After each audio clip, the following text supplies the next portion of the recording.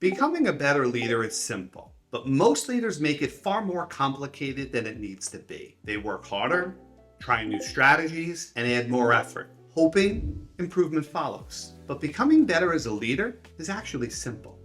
Not easy, but simple. So how do you become a better leader? What if I told you the answer is clearer than you think? Instead of just talking about it, let me show you an example of what I mean. Let's say I decide I want to be a better husband. So I sit down and I come up with a plan.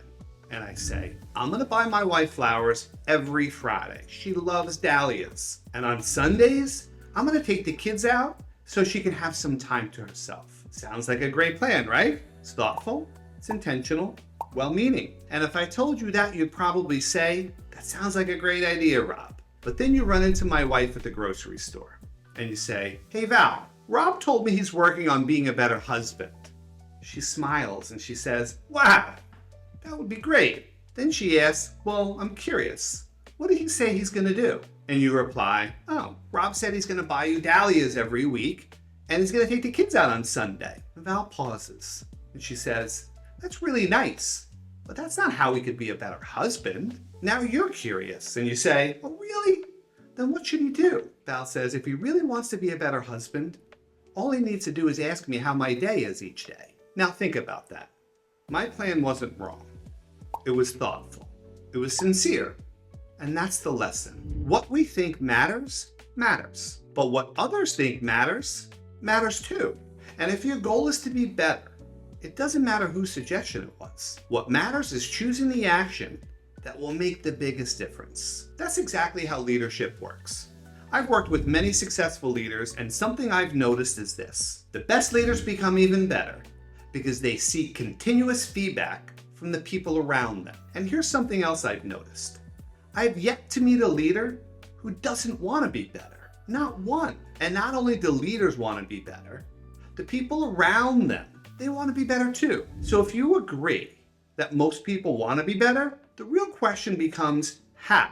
How do you know what to improve if you don't know how others see you? Being better always starts with feedback, because feedback is data.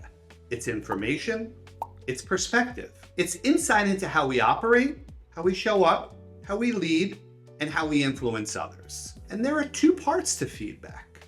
One is how we see ourselves. Two is how others see us. The best place to start is with yourself.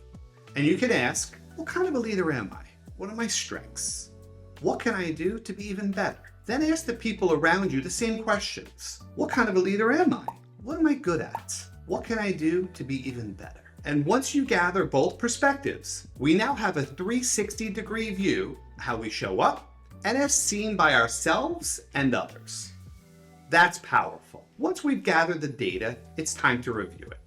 Time to explore, time to learn, time to discover more about ourselves. We start looking for gold, and gold often looks like blind spots, things we won't see, don't see, or simply can't see. When reviewing feedback, here are a few reminders I share with my clients. Feedback is a gift, even when it's uncomfortable. Observe what you see, don't absorb it. There's no true or false, it's data.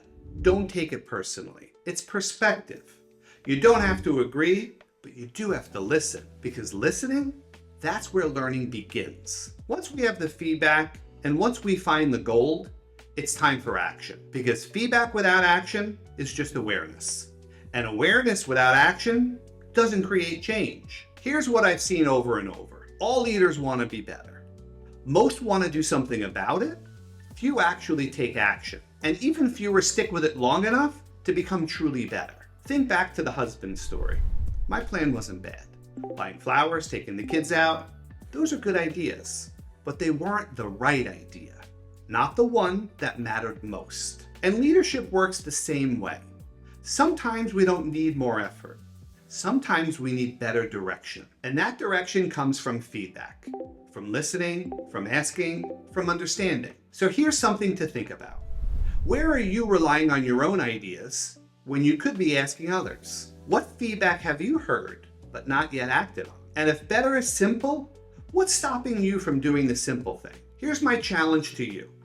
Press pause, ask, listen, and choose the action that makes the biggest difference. Thank you for watching and enjoy.